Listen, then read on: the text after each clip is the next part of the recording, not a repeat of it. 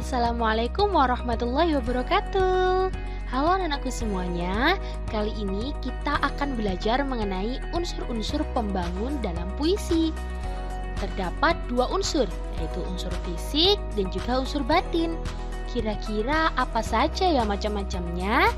Yuk simak video berikut sampai selesai. Oke anak-anakku semuanya, kita akan belajar mengenai unsur-unsur pembangun puisi serta makna denotasi dan konotasi. Yang pertama yaitu ada unsur fisik.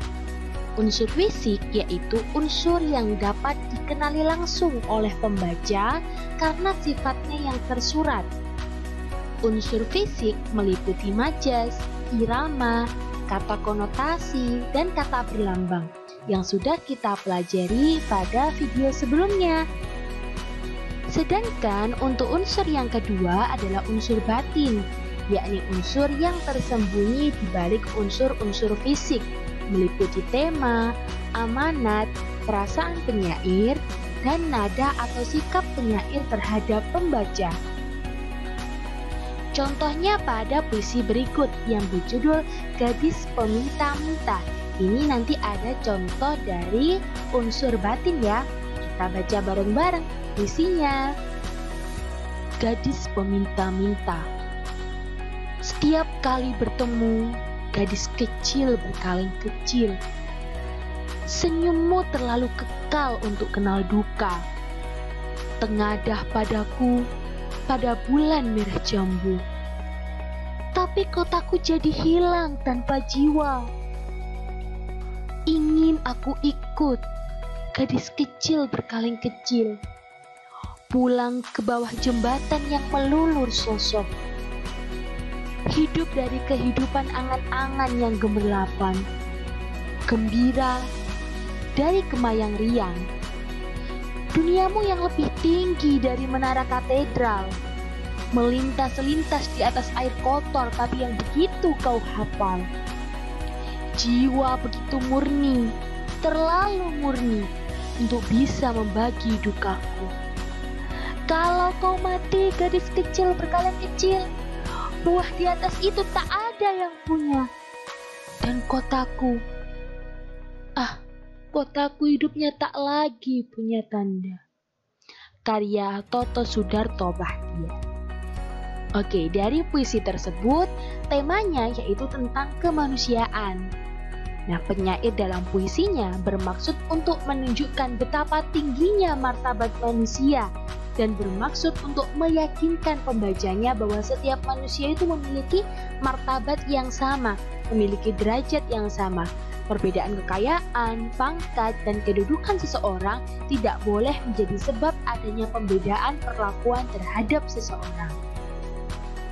Seperti dalam puisi tersebut, penyair bersikap seperti membela martabat kemanusiaan gadis peminta-minta yang disebutnya sebagai gadis kecil berkaleng kecil. Sebagian besar orang boleh menganggap bahwa pengemis kecil yang meminta-minta di pinggir jalan sebagai sampah masyarakat, sebagai manusia yang tidak berharga. Akan tetapi, penyair mengatakan dengan tegas bahwa martabat gadis peminta-minta itu sama derajatnya dengan martabat manusia yang lain. Selanjutnya mengenai makna denotasi dan konotasi. Yang pertama, makna denotasi merupakan makna yang tidak mengalami perubahan apapun dari makna asalnya. Sedangkan untuk makna konotasi adalah makna yang telah mengalami penambahan atau pergeseran dari makna asalnya. Ada tidaknya makna konotasi pada suatu kata dapat diketahui setelah kata itu digunakan dalam kalimat. Contohnya, misal makna denotasi, contoh katanya misalnya ibu guru. Nah, maknanya adalah perempuan yang pekerjaannya mengajar. Jadi murni bahwa kita tahu kalau ibu guru adalah seorang perempuan yang pekerjaannya itu mengajar di sekolah.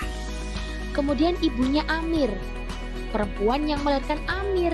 Nah, karena denotasi tadi merupakan kata yang maknanya itu makna sebenarnya, jadi maknanya tidak ada penambahan apapun. Sedangkan untuk konotasi, contohnya seperti ibu kota.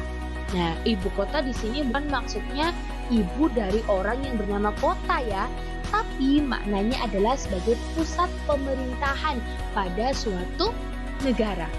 Nah, terus yang kedua ada ibu jari. Nah, ibu jari di sini bukan orang yang melahirkan si jari, tapi adalah jari yang paling besar, yaitu jari jempol. Contoh lain pada puisi doa, karyanya Chairil Anwar. Kita baca bareng-bareng lagi yuk. Doa kepada pemilik teguh. Tuhanku, dalam termangu, aku masih menyebut namamu. Biar susah sungguh, mengingat kau penuh seluruh. Cahyamu panas suci, tinggal kerlip lilin di kelam sunyi.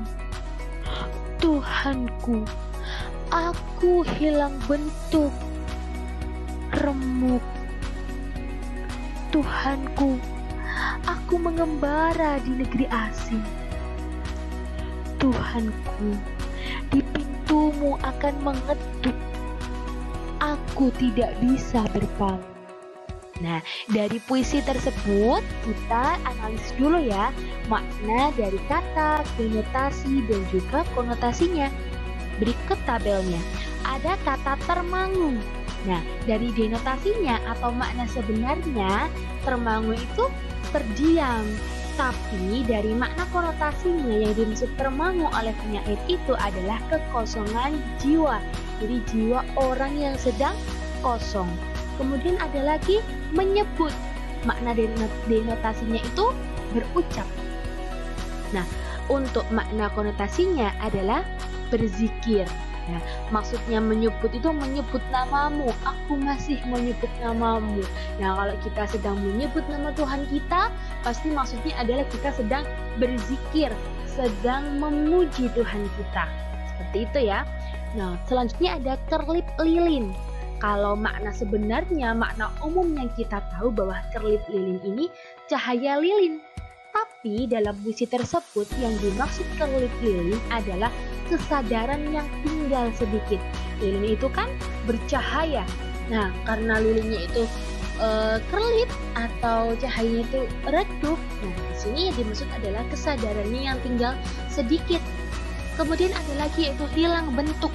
Kalau hilang bentuk biasanya kan musnah, hilang, sudah lenyap, sudah tidak ada lagi. Nah, tapi yang dimaksud dalam puisi doa ini, hilang maksudnya adalah hilang kepercayaan diri atau bimbang atau ragu, seperti itu.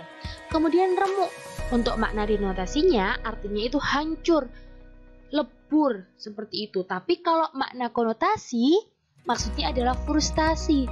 Dia sudah tadi kehilangan bentuk, sudah remuk, akhirnya dia itu seperti frustasi gitu. Terus yang selanjutnya ada mengetuk. Mengetuk ini biasanya kalau makna denotasi atau makna sebenarnya itu seperti memukul sesuatu dengan buku jari. Buku jari itu ruas-ruas jari itu ya, tok tok tok, seperti itu, kayak kita lagi ngetuk pintu. Nah, tapi dalam makna konotasi yang dimaksud mengetuk adalah mengharapkan sebuah pertolongan. Dia meminta tolong kepada Tuhan kita, ya. Terus selanjutnya ada kata berpaling.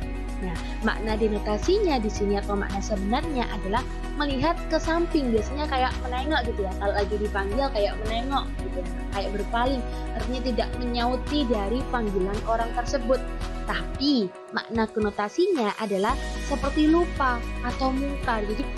Jadi di puisi doanya ya, aku tidak bisa berpaling, artinya dia tidak bisa untuk lupa akan Tuhannya, lupa akan kebesaran Tuhannya. Seperti itu ya.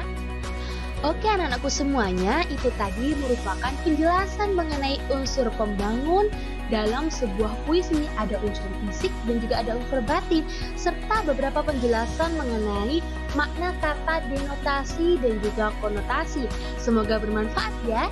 Tetap semangat belajar, tetap jaga kesehatan. Kita berjumpa lagi di video selanjutnya. Terima kasih.